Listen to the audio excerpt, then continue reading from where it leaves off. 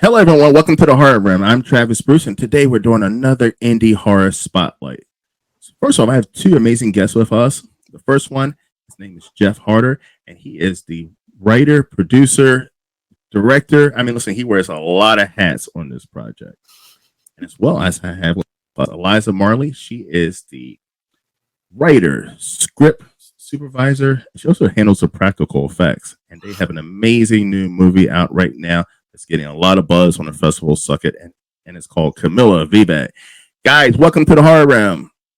Thank you. How you doing? Hi. Thanks. It's a pleasure. It's a pleasure. Now, tell us a little bit about CAMILLA. CAMILLA? Well, this is actually our second film. We did a film called CAMILLA, a feature. Yeah, I think it came out in 2015, and this is sort of the follow-up to that original one. It's not a sequel, but it's kind of working off the same idea. And Carmilla's the basic story comes from a novel from the late 19th century by Sheridan Le Fanu called Carmilla.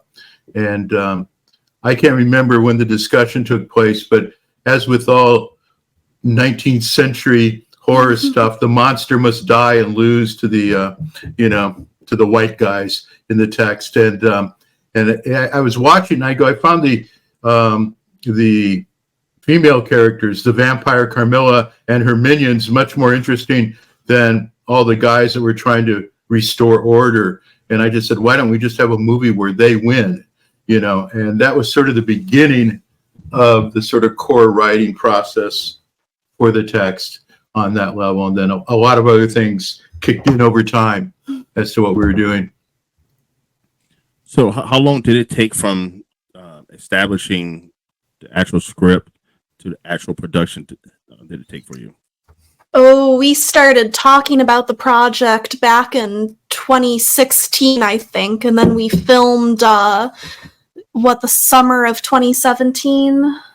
2017 and 2018, actually. Yeah, and then the pandemic really screwed up the whole post-production process. It was a lot longer than I think any of us were expecting.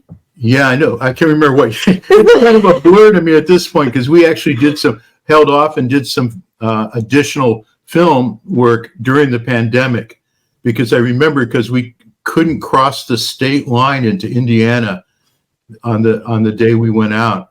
And so that kind of pieced it together, but eventually we got everything shot and ready to go. So I'm assuming as a filmmaker, your film has won many awards on the indie film festival circuit. But isn't it kind of a little bit nervous or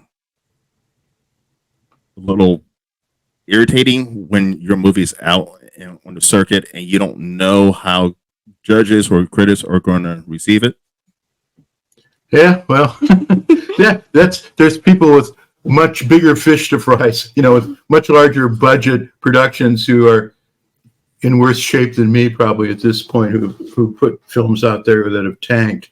And so, but that's, the kind of films I make are not even traditional within this, not just horror, but in this sort of ultra low budget category of filmmaking. And so who's watching it and who's, how people are responding, especially when we don't get to go to as many in-person festivals and stuff where you can sit around and talk to people a lot. That's which I see as a deficit in the way things are with a lot more online events going on, because it's talking to people who have watched the film in a screening space where you can all sit around and talk afterwards about it.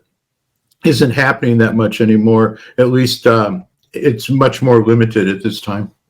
It's been extremely nerve-wracking for me. For my contributions as one of my first scripts and my first feature, and so knowing that it's out there in the world and not really seeing the reactions or how people are watching it definitely was a new experience.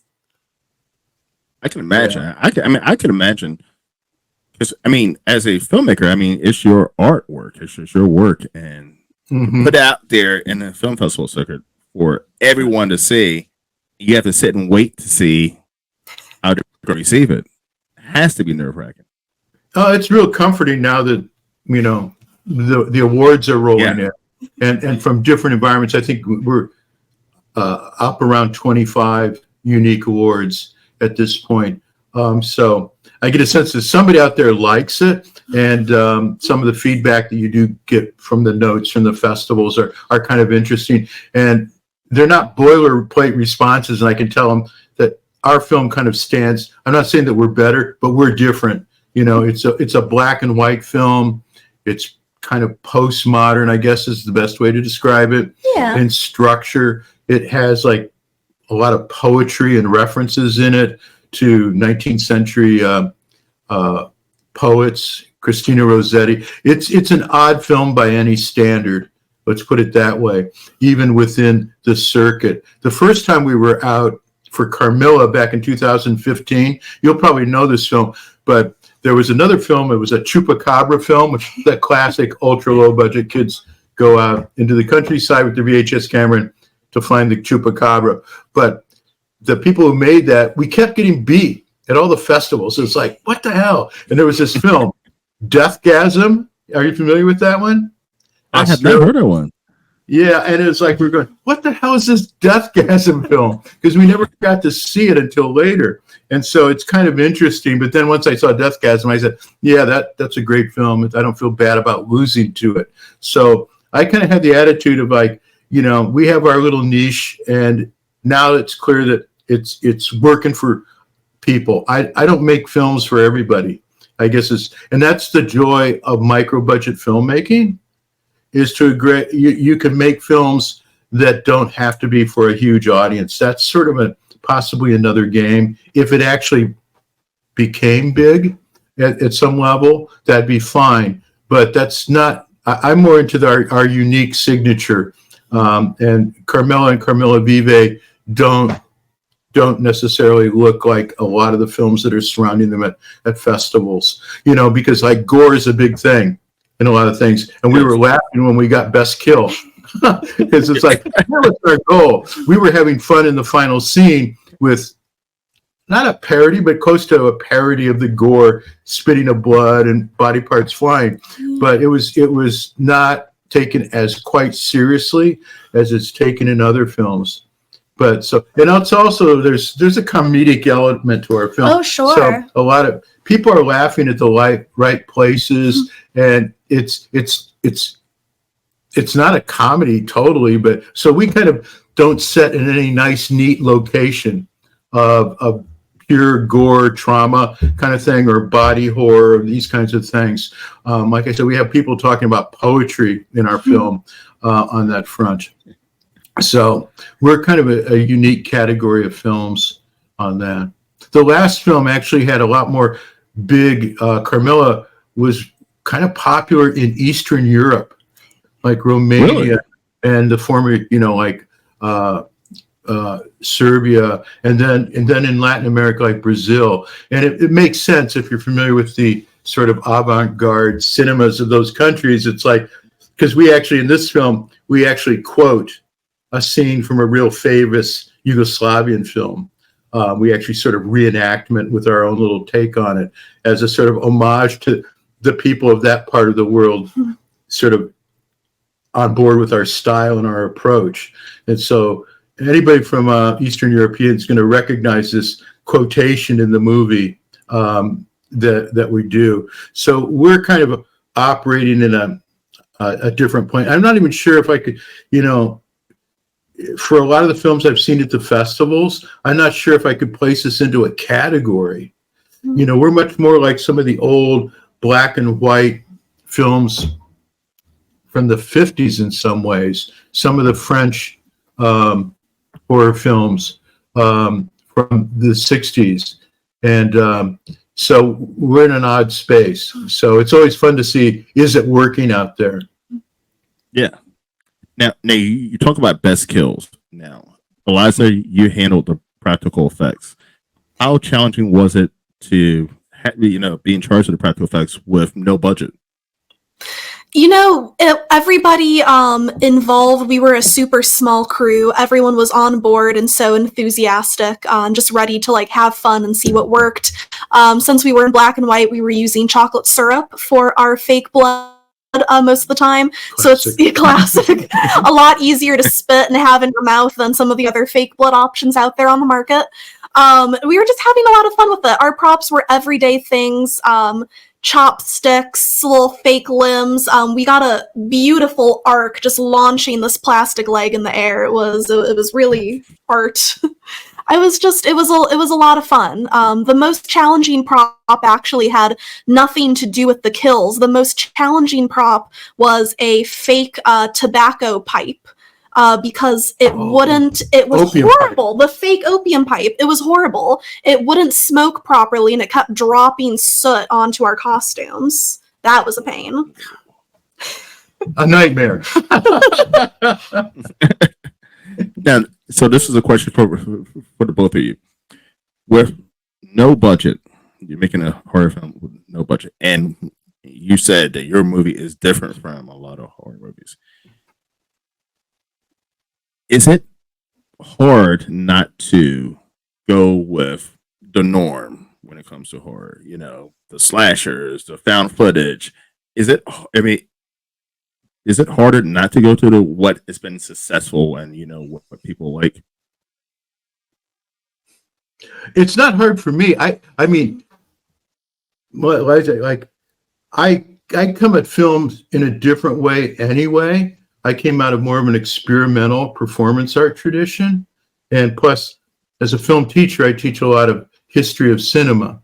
So I've been deep into all this other kinds of horror films that come out of like Poland and things like that, which are different than the standard thing that you might see produced in the United States on that front. And so I don't even think about that trying to conform to any of those pre-existing formats at that level. And in fact, as I mentioned, it was kind of like there is this story, Carmilla, and my idea was, how do we completely turn this thing on its head? And then that's where it all starts. Yeah, and on the story side of things, I think we had an idea of how we wanted different scenes to sort of come together. We knew what we wanted some of the bigger moments to be, the different elements we were going to pull from, like the homage to different films or moments, quoting the Christina Rossetti stuff, different fairy tale elements and folklore elements, sort of all comes together into this sort of pastiche. I think that kept it pretty far from the norms. Yeah, I mean, like I said, a lot of people. I don't know how people are familiar. The audience is familiar with like postmodern films, but if you think of Deadpool is kind of about Marvel. It's a commentary. Ours doesn't have the kind of direct commentary that has, but our film is about the long historical arc of horror, but not just horror, other art forms. On that, and some of them, like one of the films we pay homage to, besides the Yugoslavian film, The Missing Telephone Operator, is Kiss Me Deadly. I don't know if you've ever seen that. That's a yes. In other words, in that movie, they solve the crime by. He figures out that there's this poet, Christina Rossetti. That's the remember me part of it. And it's like, well, in our movie, the vampire, one of her former lovers, is Christina Rossetti. And there's actually a scene, like a flashback of Christina reading Remember Me to her. And there's this whole theme about the vampire, losing all of her lovers because they die. And stuff like that. So we took something from another film, from a 19th century poet, and then warped it into our film. And so we're not necessarily following the conventions of any horror film to a certain degree, except that we do have vampires, and all the purists of vampire cinema are going to be pretty upset. It can be light or day or whatever. We got something flickering in here. Or is that my having a stroke? Okay. Yeah, because I do respect that as a horror fan.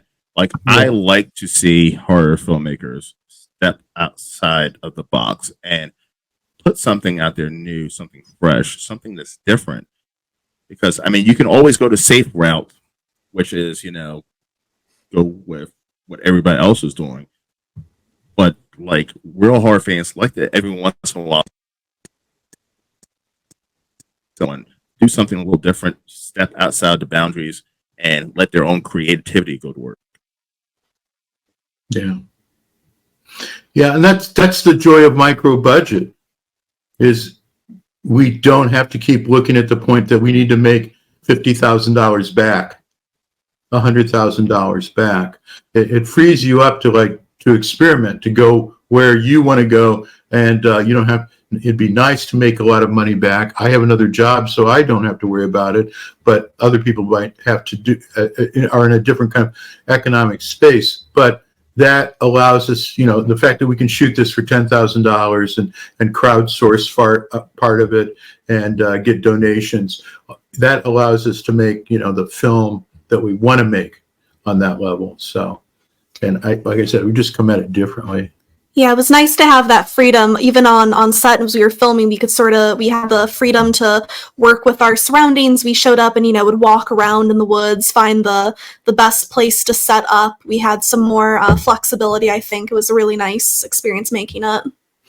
And we could go back. I mean, part of the thing of having to go out and try to shoot during COVID is as we were editing it, and as you know, technology, right now, Sora is coming into the market. Which is truly scary, but a lot of technology folded out. All of a sudden, there was basically low-cost effects technology that we could use, and we could do shots that we couldn't do cheaply when we started out. So we went back out during COVID and said, "Okay, we're going to shoot this scene so we can use these new low-cost effects on that front." So, and it's amazing right now because if you're a filmmaker, especially when it comes to technology wise, I mean, even the smartphones, like everything is pretty affordable that you can actually make a great movie, no budget movie. And with, technology compared to back in the day, I talked to filmmakers, you had to either loan or borrow equipment. It was quite expensive. Oh yeah, I mean the cost ratio, the cost of the equipment has come way down, and there's countless examples of films that have been shot with pretty low tech camera equipment, even other than using iPhones and things like that. So that's the amazing thing, and they don't even have to even look low cost. I mean, an modern iPhone can produce a really high-end image if you want to have that high-end look running throughout your film.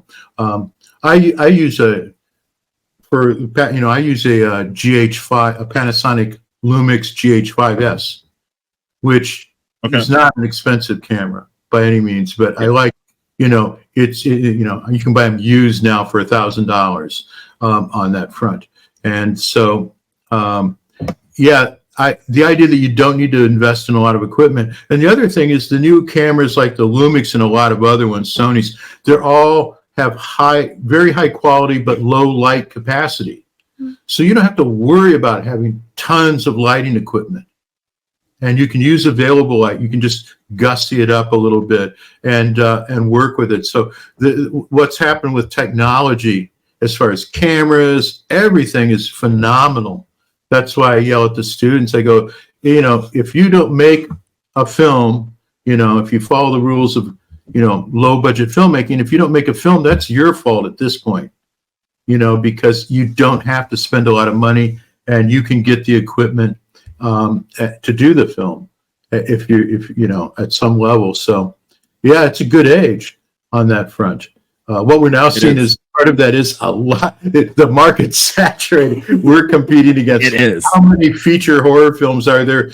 And that's one of the things with the horror. This is my message to the horror film, the festivals, is I wish they would really stop this best film in the sense that there's one prize.